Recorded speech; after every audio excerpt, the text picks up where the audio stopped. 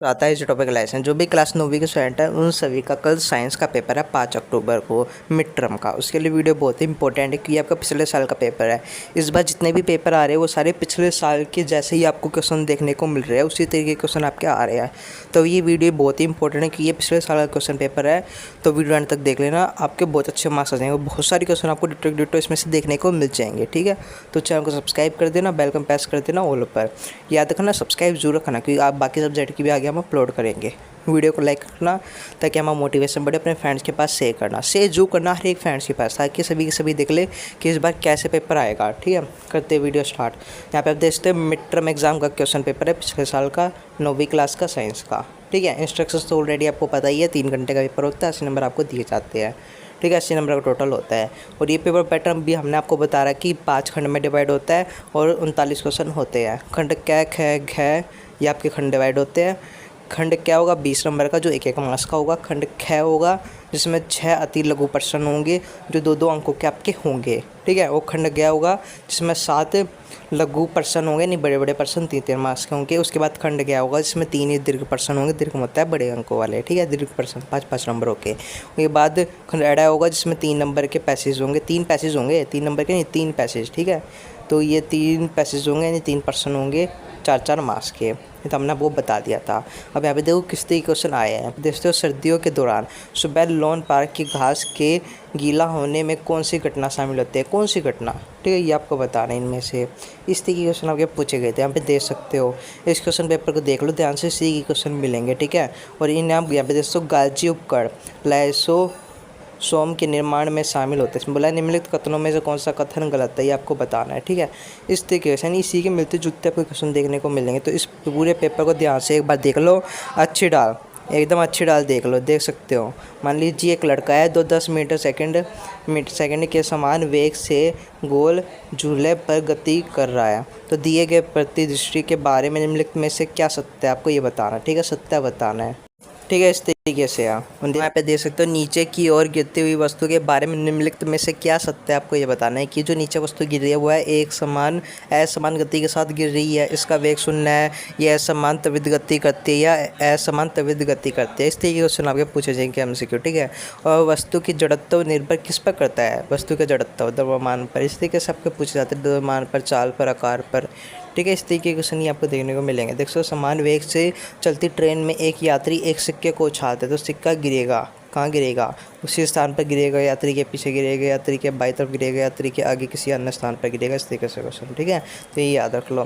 दोस्तों, फसल की उपज की गुणवत्ता और मात्रा में सुधार करने और मिट्टी की उर्वरकता को बनाए रखने के लिए एक ही खेत में एक पूर्व नियोजित क्रम में विभिन्न फसलों को उगाना किस रूप में जाना जाता है? किस रूप में? फसल चक्र, अंतर फसलीय।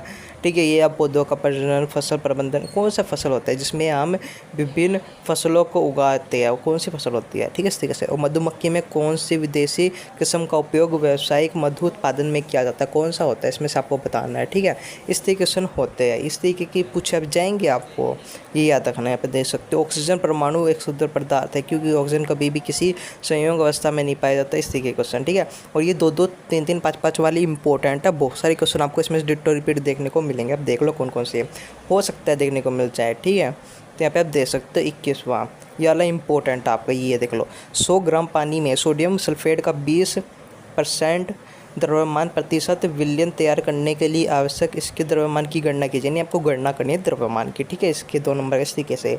कोलाइड विलयन के गुणधर्म बताइए, गुणधर्म वाला आएगा, इंपॉर्टेंट है। ठीक है, ये इंपॉर्टेंट है। और सबसे इंपॉर्टेंट ये है कोशिका भागों को घटकों को बताइए, यानी घटक बताने। प्लाज्मा झिल्ली, कोशिका भित्ति, ये इंपॉर्टेंट है, मोस्ट इंपॉर्टेंट। रट लो, पढ़ लो, अभी समझा रहा हूँ।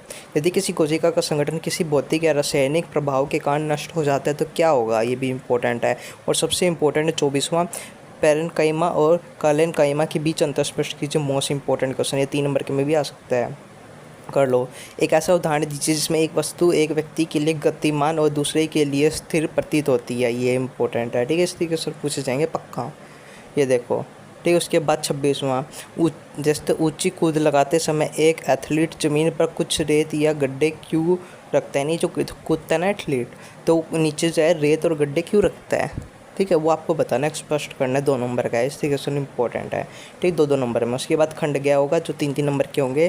ठीक है, इसमें 7 लघु उत्तरीय प्रश्न होंगे। फिर देखते ये इंपॉर्टेंट है, इसमें निलंबन के 3 गुणधर्म बताइए, इंपॉर्टेंट क्वेश्चन। मिश्रित फसल के 3 फायदे क्या, ये भी इंपॉर्टेंट। ठीक है, ये सारे पूछे जा सकते हैं, पिछली बार के में भी सारे वही आया। और संक्षिप्त में बताइए कि क्या होता है जब सूखी किशमिश को कुछ समय के लिए शुद्ध पानी में छोड़ दिया जाता है और बाद में उन्हें चीनी के विलयन में स्थानांतरित कर दिया जाता है। Important question, most important. एक लाल रक्त कोशिका को नमक के साधारण विलयन में रखा जाता है, ये भी इंपॉर्टेंट। कोशिका की प्लाज्मा झिल्ली टूट जाती है, ये इंपॉर्टेंट क्वेश्चन है, सारे याद करो, पढ़ लो। अभी आपके पास टाइम भी हम आपको बता रहे हैं, अपने फ्रेंड्स के पास शेयर जरूर करना। बैक्टीरिया कोशिका प्लाज्मा की झिल्ली की कोशिका से कैसे अलग होती है, कोई 3 अंतर बताइए। 3 अंतर आपके पूछे जा सकते हैं इस तरीके से। प्लाज्मा झिल्ली का तो 101% आएगा, रट लो, 3-5 नंबर के में। तापमान परिवर्तन का एक स्थान को पूर्ति, यानी आपको परिवर्तित करना है, यानी ये है केल्विन को सेल्सियस में, सेल्सियस को केल्विन में, केल्विन को सेल्सियस को केल्विन में, इस तरीके से आपको कन्वर्ट करना। आपको बताना है 593 ये सेल्सियस में क्या होगा, ठीक है। 375 डिग्री सेल्सियस इसको केल्विन में बदलना है, इस तरीके से आपको बदलने वाला है, इंपॉर्टेंट है। और सबसे इंपॉर्टेंट 32वां देख सकते हो, जड़त्व को परिभाषित किया। जड़त्व होता है क्या, डेफिनेशन आपको देनी है। और यात्रा के समय कार में सीट बेल्ट बांधने की सलाह क्यों दी जाती है, ये भी इंपॉर्टेंट है, ठीक है। और ठोस तथा गैसीय अवस्था में किसमें विसरण की दर अधिक होगी और क्यों होगी, आपको बताना है। शुष्क बर्फ किसे कहते हैं, इसे खुला छोड़ देने पर क्या होगा, यानी शुष्क बर्फ से छोड़ देंगे तो क्या होगा, पिघलेगी, क्या होगा, पूरा एक्सप्लेन करना आपको 3 नंबर का, ठीक है। अब ये 2 पार्ट में डिवाइड है, तो 1 और आधे नंबर का होगा, तो इन्हें आप हाफ मार्क्स से लिख सकते हो, आपको नंबर दे देगा, ठीक है। ये क्वेश्चन सारे इंपॉर्टेंट तभी हम आपको बता रहे हैं। खंड क्या होगा, जो 3-5 मार्क्स के होंगे, ठीक है, देख सकते हो। संवहन उत्तक किसे किन्हें कहते हैं, जो संवहन उत्तक होता है वो किसे कहते हैं, डेफिनेशन आपको देनी है। वो किसी एक संवहन उत्तक के कार्य बताने हैं और उसके घटकों के नाम लिखने हैं। इसमें 3 चीज़ पूछी गई है। पहला, संवहन उत्तक क्या है, दूसरा, संवहन उत्तक के कार्य क्या है, तीसरा, घटकों के नाम बताने संवहन उत्तक, ठीक है। ये तीनों चीज़ आपको बतानी है डिटेल में, पहले एक फिर एक फिर एक फिर एक, इस तरीके से, ठीक है। देख सकते हो 2 नंबर का ये होगा परिभाषा, 1 नंबर की आपका कार्य होगा, 2 नंबर का घटकों के नाम होंगे, इस तरीके से डिवाइड है। उसके बाद इसमें अथवा वाला भी दिया हुआ है, 3 प्रकार के पेशीय उत्तकों के नाम और उनके 2 उत्तर बताइए, ये भी इंपॉर्टेंट है, ठीक है। अंतर बताने देख सकते हो 3 और 2 नंबर का, यानी 3 नंबर का तो पेशीय उत्तकों के नाम है 3 प्रकार के, और 2 नंबर का आपके 2 अंतर है, यानी 1 नंबर की 1 अंतर, ठीक है, इस तरीके से ये है। उसके बाद यहाँ पे देख सकते हैं इस तरीके से 35वां क्वेश्चन होगा। और 36वां इंपॉर्टेंट है, जिसमें आपको बोला गया वाष्पीकरण शीतलता उत्पन्न करता है, ये इंपॉर्टेंट है, ठीक है। आर्द्रता में वृद्धि के साथ जलीय विलयन के वाष्पीकरण की दर कम क्यों होती है, देख सकते हो। जो 37वां के 5-5 नंबर के क्वेश्चन है वो इस तरीके से डिवाइडेड होंगे, इसमें आपको कारण बताना पड़ेगा। और नीचे निम्नलिखित उत्तर दिए होंगे अथवे में, या तो ऊपर वाला करो नीचे वाला, ठीक है। और ये गर्मी में सूती कपड़े पहनने चाहिए, क्यों पहनने चाहिए, एक्सप्लेन करना है, ठीक है। कि गर्मी नहीं लगती, जो है पसीना निकल जाता है, इसी तरीके से क्वेश्चन आपको जो टीचर ने बोला वो लिखो, या फिर अपने मन से बना के लिखना, लेकिन लिख कर जरूर आना, ठीक है। इस तरीके से 2-2 1 नंबर इस तरीके से डिवाइड होंगे, ये इंपॉर्टेंट है। नहीं जो 5-5 नंबर के वो इस तरीके से क्वेश्चन पूछे जाएंगे, देख सकते हो। 34वें क्वेश्चन में एक तो डेफिनेशन पूछ ली, इस तरीके से प्रकार पूछ लिए। 35वें आपको डायग्राम देकर इसके बारे में पूछ लिया कि गति का द्वितीय नियम, इसके गति सूत्र में भी लिखने, जो गति का दूसरा नियम है उसके और उसके सूत्र लिखने हैं, बताने क्या है, इस तरीके से पूछे जाएंगे, ठीक है। इस तरीके से डिवाइड होगा 36वां क्वेश्चन 3 पार्ट में। अब इसमें आपके पास ऊपर वाला करो या नीचे वाला, एक चीज़ आपको करनी है, ठीक है।